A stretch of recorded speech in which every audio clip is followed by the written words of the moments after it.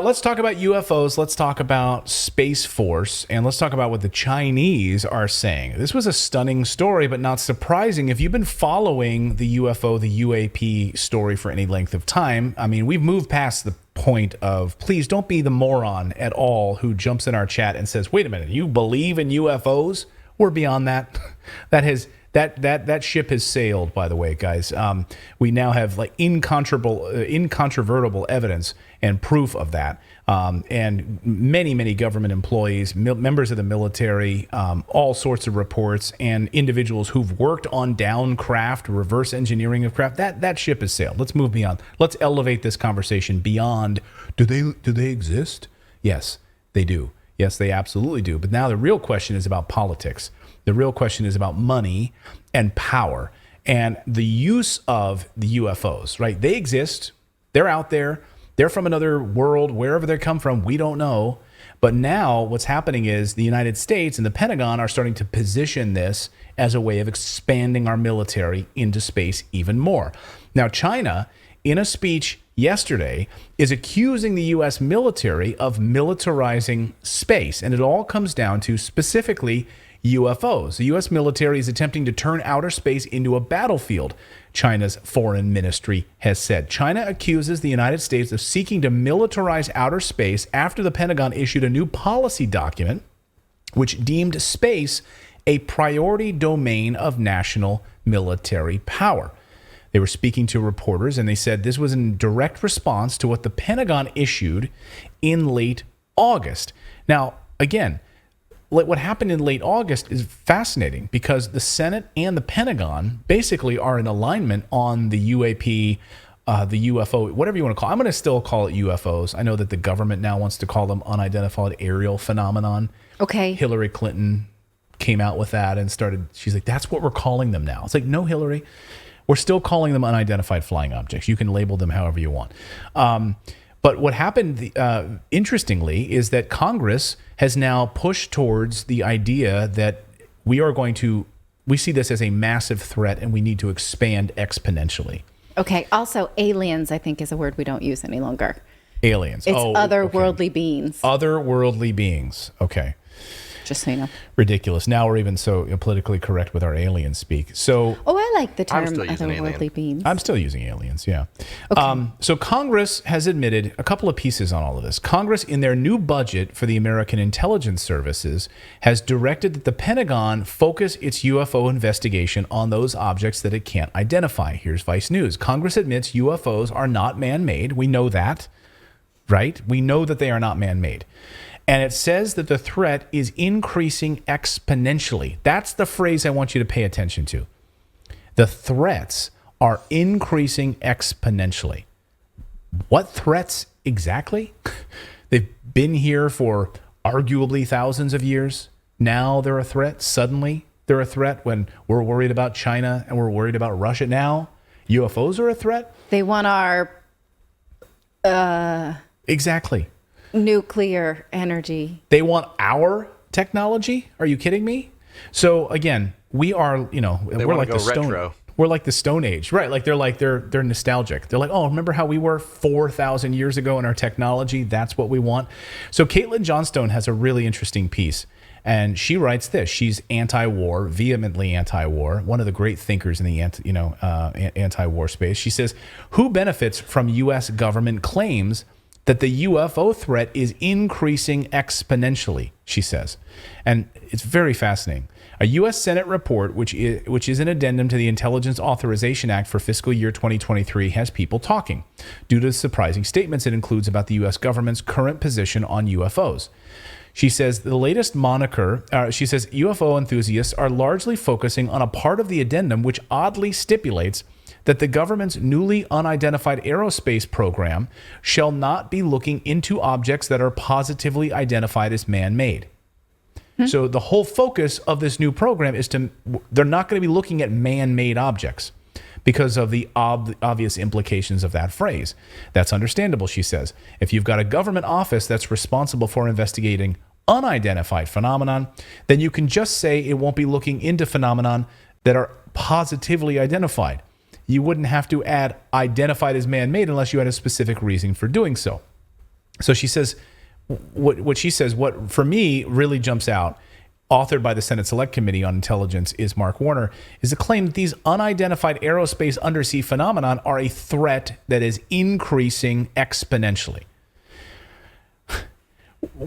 So Warner says this. He says, at a time when cross-domain transmedium threats to the United States national security are expanding exponentially, the committee is disappointed with the slow pace of the Pentagon-led efforts to establish the office to address those threats. Now, I had Christopher Sharp on the show a few weeks ago. We talked about this specifically. The Senate is not happy with the Pentagon's slow move on this new UFO identification program. So they're at odds right now. Pentagon versus the Senate and the House of Representatives. This is like the perfect way to propagandize, because it's like social media. We can verify facts on the ground now. We can verify, like, we got reporters in Ukraine, we got reporters in Syria. Like, we know what's going on. Who's going to be verifying space? Right. Yeah. Right. And this is the beauty, of course, of the Space Force. Right. We called this out a few years ago. I said the Space Force was an absolute joke when President Trump launched it. I thought it was a total boondoggle for money. You and I, David, a year ago on this show, October of 2021, on this very show, you and I were talking about how a number of members of Congress, Democrats, had come out and said, we want to end Space Force. It's a total waste of money. It's a total boondoggle.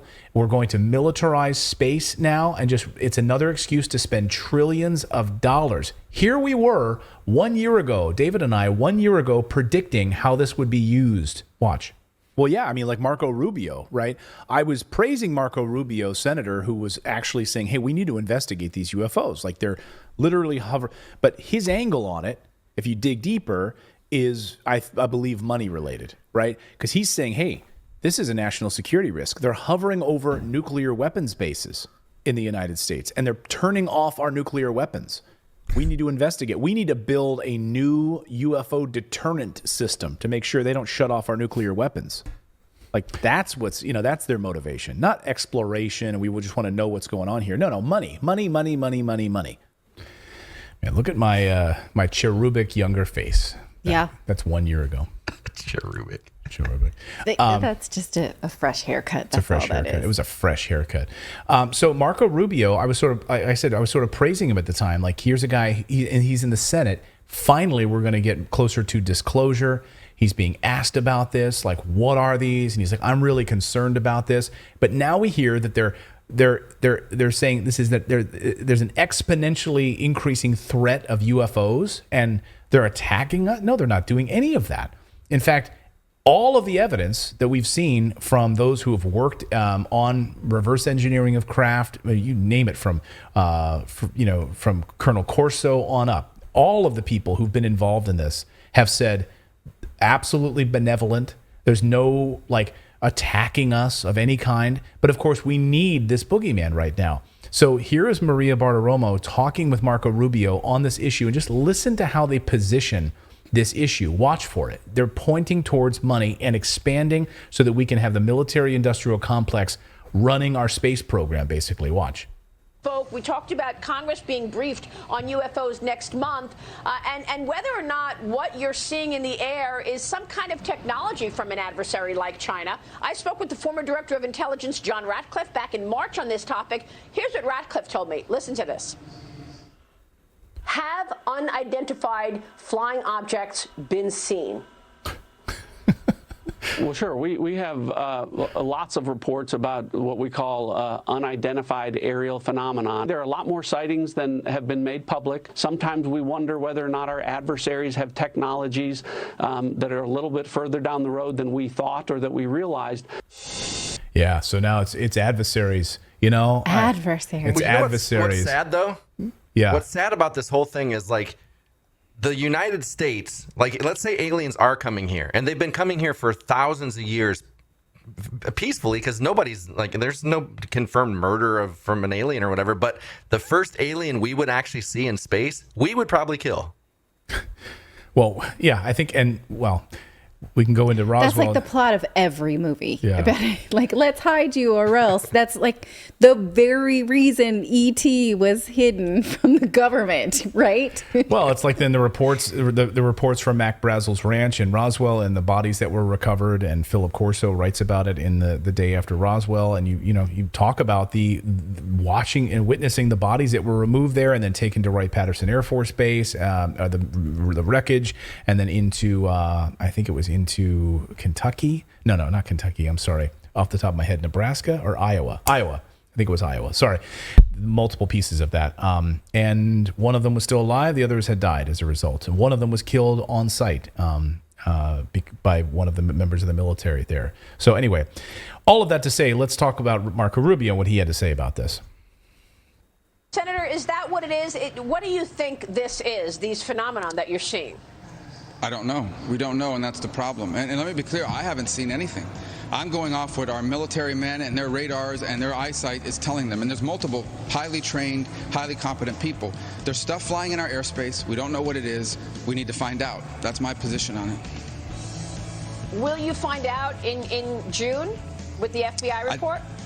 I think we'll find out more. I'm not sure they'll have all the answers. I hope they do. Maybe there's a simple explanation for all this. But I think at least we're starting to answer the question. For years, no one was even answering the question because of the stigma about little green men.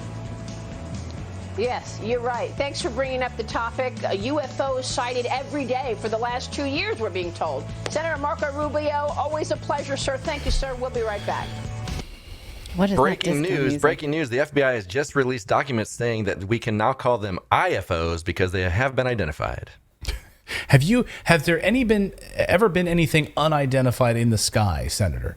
Has there ever been anything that someone's seen in the sky they couldn't identify? Great question. Great way to, yes. So As in a pterodactyl?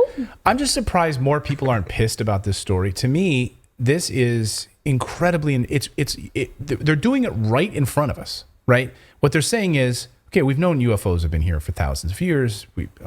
And of course, we have the videos, we have the evidence, we have the materials. The government's admitted to this. We know it, right? So now there's suddenly a major threat that we need to spend trillions of dollars and increase to a space force in outer space, and now start carrying our we don't have enough problems with like literally food. Right. So we're going to go into outer space and get into a fight over the moon and develop, a moon base against the Chinese. Like that's the next stage of this. Yeah. No, we are an interstellar force for good, remember? Okay. I'm going to stick our interstellar boot up your ass. We'll see about that. Let us know your thoughts on this story in the chat below. And please watch my full interview with Christopher Sharp, where we talked more about UFOs on the show.